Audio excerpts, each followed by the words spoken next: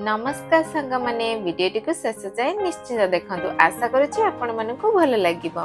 सकाळु सकाळु आज आमे कुआडे आसीचु आउ कोन बुलाबुली कलु वीडियोटी को कंटिन्यू करंतु। प्राय एबे 8टा हबो आमे आसिकी पहुंची जाइचु पहाड़ ऊपर थिबा मा ओलासुणी गुंफा मंदिर रे। तो देखि पारुथिबे एठी केही भी लोक नांती जेहेतु वर्षा बाग आमे बाटरे आसला बेले बहुत सारा साप देखिलु। तो आपण माने जदी आसीबे तो केयरफुली आसीबे। मो स्कूल टाइम रे थरे पिकनिक रे आसीथिली एबे बहुत दिन पर आसीची तो बहुत किछि चेंज हो जाइची। एंट्री कला बेले एते सारा गछ आ एते परिष्कार जगह बहुत ही बढ़िया लागुची मंदिर परिवेशटा। तो एंट्री करू करू बहुत ही भल लागिला। आसंतु आगु को जिबा देखिबा कोन अछि।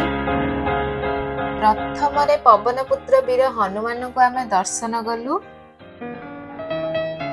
दर्शन करि सारी आमे समस्ते मंदिर भितर को गलु। एठी वटवृक्ष मूल रे मुनि ऋषि बाबा बसिचंती तांको दर्शन कलु। तापरे मंदिर रे बहुत सारा छोट छोट मंदिर अछि।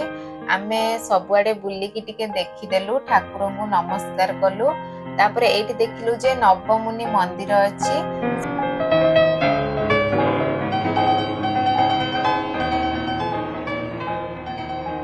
एइपटे कठौ पूजा हेची आमे दर्शन कलु मुंडिया मारिलु। तापरे सेई पटे टिके भोग दुकान आडे गलु। भोग दुकान ने कोन सब मिलुची आमे देखि सारिबा परे एइठी बुलाबुली कलु। बहुत सारा गछ लगाइची बहुत ही भल लागिला। फाइनली मा ओलासुणी को आमे दर्शन कलु आ मुंडिया मारिलु।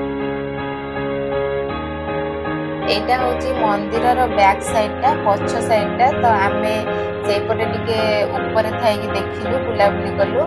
तापरे बहुत टाइम हे गलानी एबे आमे घर को जिबा पई बाहरिचु।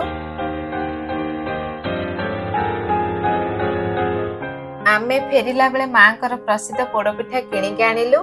भाईना कहले एठू ललितगिरी 3 किलोमीटर जदी जिबा को चाहछ तो जाईके बुली आस। आमे भाबिलु कि ओके ठीक अछि चलो जिबा। ललितगिरी रो फुल वीडियो देखिबा को चाहथिले आम चैनल टी को लाइक सब्सक्राइब कर देबे। रहिले जय जगन्नाथ।